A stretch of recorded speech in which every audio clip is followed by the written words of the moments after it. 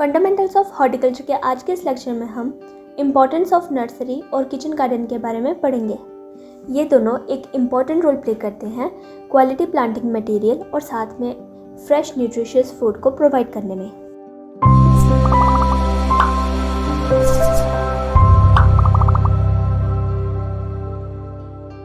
What is nursery? Nursery एक ऐसी जगह है जहाँ seedlings, saplings it means young plants और प्लांटिंग मटेरियल्स को रेज करते हैं, प्रोपगेट करते हैं, मल्टीप्लाई करते हैं और फिर उन्हें सेल किया जाता है। ये एक स्ट्रॉन्ग फाउंडेशन प्रोवाइड करती है सक्सेसफुल और प्रॉफिटेबल फ्रूट प्रोडक्शन के लिए।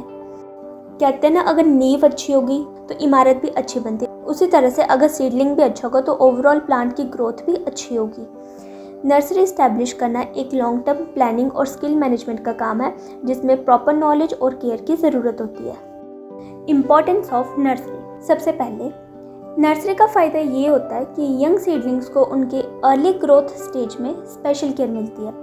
जब प्लांट्स छोटे होते हैं उन्हें एक्स्ट्रा प्रोटेक्शन और केयर की ज़रूरत होती है जो नर्सरी ईजिली प्रोवाइड करती है। सेकेंड, ये इकोनॉमिकल होते हैं, मतलब छोटे एरिया में ही हम काफ़ी सारे सीडलिंग्स को ग्रो कर सकते हैं। इससे कॉस्ट भी कम होती है और मैनेजमेंट करना भी इजी रहता है।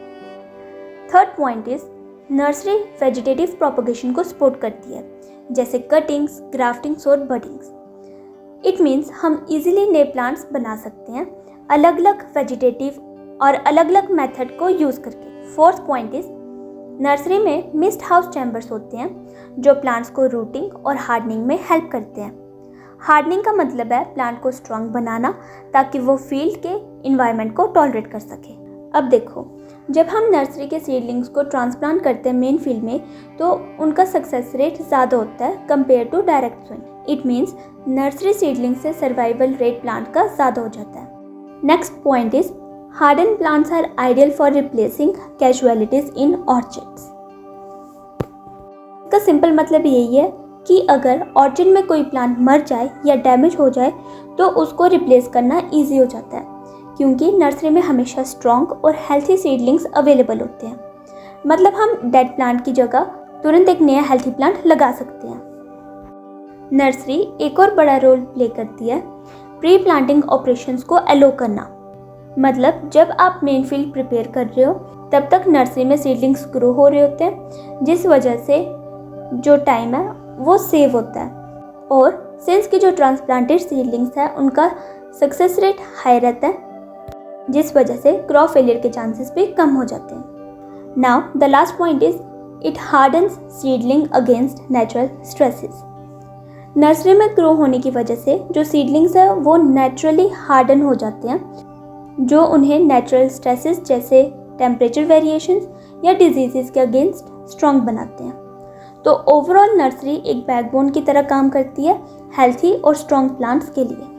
Classification of nursery. नर्सरी को ब्रॉडली दो कैटेगरीज में क्लासीफाई किया जाता है, home nursery and commercial nursery. Home nursery ये वो नर्सरी होती है जहाँ पे प्लांट्स को मेनली अपने घर के यूज़ के लिए ग्रो करते हैं, और जो कमर्शियल नर्सरी है यहाँ पे प्लांट्स को प्रॉफिट के लिए ग्रो किया जाता है। कमर्शियल नर्सरी फर्दर दो टाइप्स की होती है, rural nursery and urban nursery. Rural nursery rural areas में इस्टेब्लिश्ड होती है और ये लोकल डिमांड्स को फुलफिल करती है, और जो अर्बन नर्सरी है ये सिटीज़ और टाउन्स में होती है और मोस्टली ऑर्नामेंटल और लैंडस्केप प्लांट्स की सप्लाई करती है। अब इन्हें डिटेल में समझते हैं। सबसे पहले होम नर्सरी। जैसे कि अभी हमने बात की कि होम नर्सरी ये एक छोटा सा एरिया होता है जहाँ प्लांटिंग मटेरियल को सिर्फ अपने घर के गार्डन के लिए प्रिपेयर किया जाता है। मतलब जो भी प्लांट्स आपको घर के लिए चाहिए वही इस नर्सरी में रेज किए जाते हैं। इसका साइज छोटा होता है लेकिन क्वालिटी पर ज़्यादा ध्यान दिया जाता है सिंस कि ये पर्सनल नीड के लिए होता है, और क्योंकि ये छोटी स्केल पर होती है इसमें कभी कभी कॉस्टली नर्सरी मेथड्स को भी अडॉप्ट किया जाता है ताकि प्लांट्स की क्वालिटी बेस्ट हो। सो होम नर्सरी का मेन मकसद है अपने घर के गार्डन की रिक्वायरमेंट को पूरा करना with good quality plants. Now next is commercial nursery. ये होम नर्सरी से डिफरेंट होती है। कमर्शियल नर्सरी का मेन एम होता है पैसा कमाना, दैट मीन्स प्रॉफिट। इस नर्सरी का साइज बड़ा होता है और यहाँ पर अलग अलग टाइप के प्लांट्स को ग्रो किया जाता है क्योंकि इसका मेन टारगेट होता है मोर प्रोडक्शन और मोर अर्निंग का। वन मोर थिंग, यहाँ पर जनरली कॉस्टली मेथड्स को अवॉइड किया जाता है क्योंकि जितना कम कॉस्ट लगेगा उतना प्रॉफिट ज़्यादा होगा। कमर्शियल नर्सरी के आगे टाइप्स में आती है रूरल नर्सरी और urban nursery. Rural nursery rural area में इस्टेब्लिश्ड होती है और अर्बन नर्सरी टाउन्स और सिटीज़ में इस्टेब्लिश्ड होती है। So in simple words, commercial nursery एक बिजनेस है जबकि होम नर्सरी एक पर्सनल यूज़ के लिए छोटी नर्सरी होती है।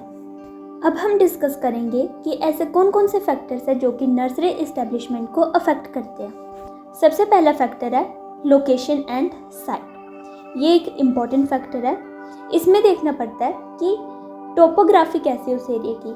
दैट मीन्स कि वो प्लेन एरिया है या स्लोपी एरिया, क्लाइमेट सूटेबल है या नहीं, ट्रांसपोर्ट फैसिलिटी अवेलेबल हैं या नहीं, और नियर बाय एरिया की बिजनेस रेपुटेशन कैसी है। ये सब चीज़ें अफेक्ट करती है नर्सरी के कस्टमर्स और ग्रोथ को। सेकेंड फैक्टर है soil selection. Soil fertile, well drained और डिजीज फ्री होनी चाहिए ताकि प्लांट्स हेल्थी ग्रो कर सके। Third is water facility. Regular और क्लीन वाटर सप्लाई ज़रूरी है। प्रॉपर इरिगेशन के बिना प्लांट स्ट्रेस में आ जाते हैं और उनकी ग्रोथ भी स्लो हो जाती है। और finally availability of manure and labour. Good quality manure और स्किल्ड लेबर मिलनी चाहिए ताकि डेली नर्सरी ऑपरेशंस स्मूथली चल सके। तो इन सब चीज़ों को नर्सरी इस्टेब्लिश करते वक्त ध्यान में रखना इम्पॉर्टेंट है। Components of nursery. पहला है बिल्डिंग स्ट्रक्चर। इसमें आते हैं office, packing shed, potting shed, storage area, sale counter और स्टाफ क्वार्टर्स। ये सारी जगह डेली नर्सरी एक्टिविटीज़ के लिए इम्पॉर्टेंट है।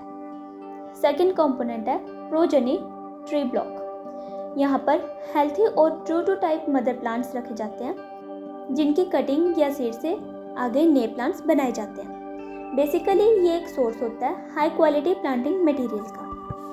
थर्ड इज प्रोपगेशन स्ट्रक्चर, जैसे green house, poly house, shade house, mist house etcetera. ये कंट्रोल्ड इन्वायरमेंट प्रोवाइड करते हैं ताकि यंग सीडलिंग्स अच्छे से ग्रो कर सके, स्पेशली जब बाहर का वेदर हार्श हो। Last is nursery beds. ये छोटे बेड्स होते हैं जहाँ पर सीड्स को सो किया जाता है और सीडलिंग्स को रेस किया जाता है ट्रांसप्लांट होने से पहले। तो ये सब कंपोनेंट्स मिलकर एक वेल ऑर्गेनाइज्ड नर्सरी बनाते हैं। अब जब प्लांट्स ग्रो होने लगते हैं उनकी प्रॉपर मैनेजमेंट करना भी ज़रूरी होती है और ये 4 मेन पॉइंट्स पर बेस्ड होते हैं। पहला है इरिगेशन। सीडलिंग्स को बार बार और लो प्रेशर से पानी देना चाहिए, ना ही तो ओवर वाटरिंग करनी है और ना ही अंडर वाटरिंग। प्रॉपर ड्रेनेज भी होनी चाहिए ताकि पानी स्टैग्नेंट ना हो। Second is nutrition. सीडलिंग को अच्छे मैन्योर की ज़रूरत होती है, specially well decomposed organic manure. Light और फ्रीक्वेंट नाइट्रोजन डोसेस उनकी ग्रोथ को प्रमोट करते हैं। Third is weed control. Weeds यानी अनवांटेड प्लांट्स को कंट्रोल करना सबसे ज़्यादा इम्पॉर्टेंट है, वरना जो सीडलिंग्स हैं उन्हें बेसिक न्यूट्रिशंस के लिए भी कम्पीट करना पड़ता है जो कि उनकी ग्रोथ को अफेक्ट करता है। इनफैक्ट के जो नर्सरी और उसमें जो रोड्स होते हैं वो भी वीड फ्री होने चाहिए ताकि कोई भी कल्चरल ऑपरेशन करते वक्त प्रॉब्लम फेस ना करनी पड़े। Last is plant protection.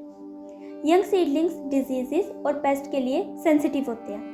इस स्टेज पे एंड्स, स्नेल्स और सकिंग पेस्ट्स प्रॉब्लम क्रिएट करते हैं। नर्सरी में जो सबसे कॉमन डिजीज़ होती है वो है collar rot, damping off, nematodes और विल्ट। ये सब डिजीजेस यंग सीडलिंग्स को डैमेज करती हैं, तो इन्हें कंट्रोल में लाने के लिए टाइमली प्रिवेंटिव मेजर्स लेने चाहिए ताकि लॉस ना हो। इन सब मैनेजमेंट प्रैक्टिसेस से हेल्थी और स्ट्रॉन्ग नर्सरी प्लांट्स मिलते हैं जो ट्रांसप्लांट होने के बाद भी अच्छे से सर्वाइव करते हैं।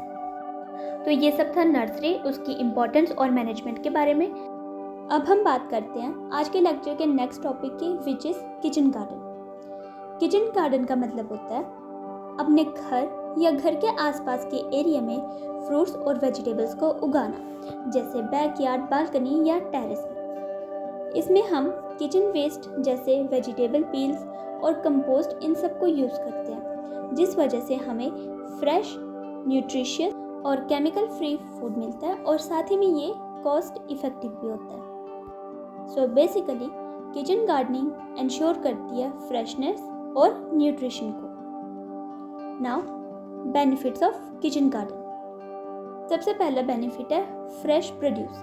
जब हम अपने खुद के वेजिटेबल्स उगाते हैं वो हमेशा फ्रेश होते हैं, केमिकल फ्री होते हैं, मतलब डायरेक्ट गार्डन से प्लेट तक। और सिंस कि वो फ्रेश होते हैं इसलिए वो ज़्यादा टेस्टी और न्यूट्रिशियस भी होते हैं। Second is money saving. जब हम वेजिटेबल्स और फ्रूट्स को घर पर ही ग्रो करते हैं तो मार्केट से खरीदने की हमें ज़रूरत कम पड़ती है। So it is a simple और smart way of saving money.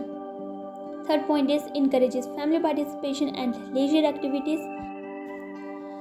And last is space utilization. जो जगह घर के आसपास ऐसे ही खाली पड़ी होती है उसे हम प्रोडक्टिव बना सकते हैं। Now principles of planning a kitchen garden. Kitchen garden के लिए जो प्लॉट है वो हमेशा रेक्टेंगुलर शेप का होना चाहिए। ये वाटरिंग और प्लांट मैनेजमेंट के लिए ईजी होता है। गार्डन के आसपास स्ट्रॉन्ग फेंस लगे होने चाहिए ताकि जो एनिमल्स है वो प्लांट्स को डैमेज ना कर सके। जो पेरेनियल वेजिटेबल्स है जैसे कि curry leaves, drum stick, papaya, banana, lime, इन सबको बॉर्डर पे ग्रो करना चाहिए सिंस कि ये लंबे समय तक ग्रो करते हैं। स्पॉट क्लाइंबिंग क्रॉप को किसी स्पॉट क्लाइंबिंग ऑब्जेक्ट के पास लगाना चाहिए। लॉन्ग ड्यूरेशन क्रॉप को हमेशा शॉर्ट ड्यूरेशन क्रॉप के साथ लगाना चाहिए। क्रॉप रोटेशन भी इम्पॉर्टेंट है। हर 2 साल में लेग्यूमिनस जैसे बीन्स या पीस लगाने चाहिए ताकि सॉइल हेल्थी रहे। कोशिश करनी चाहिए कि एक टाइम पे 4 से 6 टाइप्स की वेजिटेबल्स गार्डन में हो। और अपने किचन गार्डन में भी एक छोटी सी जगह वो नर्सरी सीडलिंग के लिए रिजर्व रखनी चाहिए।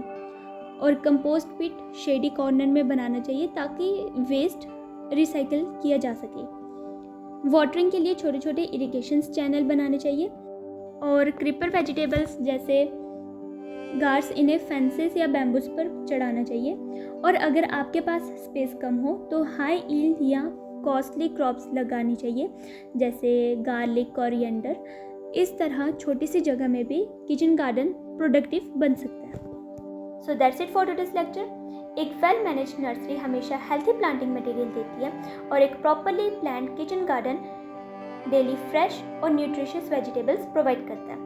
दोनों मिलकर फूड सिक्योरिटी, हेल्थ और इनकम को इम्प्रूव करते हैं। Thank you for watching. मिलते हैं नेक्स्ट वीडियो में।